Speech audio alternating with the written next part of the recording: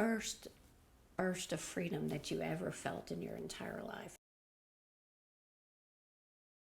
After raising the kids, going to law school, after years building up her law practice, Toni finally took a deep breath. She took a solo trip to Rome, not knowing anyone, not speaking the language. And the effect of that deep breath has, for her, had a profound and lasting meaning. You know, it was just amazing. It was the most profound experience, I think, as far as just travel went, was knowing that I could get up and do nothing but walk the streets all day if I wanted to, and the freedom of it, knowing that there was no one else that I had to discuss lunch with, there was no one else I had to discuss going to the Pantheon with. You know, I could do it all when I wanted, where I wanted, and how I wanted. It was just the freedom was exhilarating. And this was after you recovered from cancer. Yes, yes. Was that the first time you'd experienced freedom like that? Yes, really. I think so. You know, you always have these moments of freedom. You know, from the time you are little, and you get on your first bicycle, and you've got the wind in your hair, and you have that feeling. That's what it felt like. That first burst of freedom that you ever felt in your entire life, and it was just so empowering. What would you say to someone who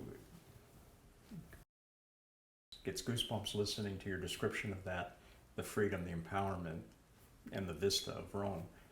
Say, I don't know if I could do that. I don't speak the language. I wouldn't know anybody. I'd say do it anyway. That's the beauty of it. You know, is start small. Go to Old Mexico. Go to go to New York City. You may not speak the language there either, but if that's not your thing, then whatever it is, it's kind of like the lady that her bucket list was building a garden. It all depends on you. It's all relative. You can't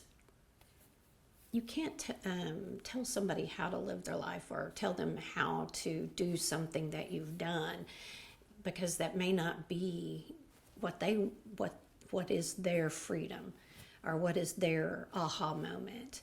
You may not know. There's no pattern. There's no roadmap for it. It's what's inside you. Why is that freedom important to a human, you think?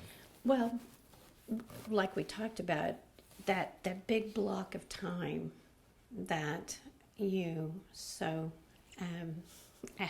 very pointed out to me that I never even thought of from that perspective. It's I wasn't living for myself, and it was that deep breath, post law school, post kids being at home, post getting my career up and running, and having done that drill for so long, and it was just exhilarating.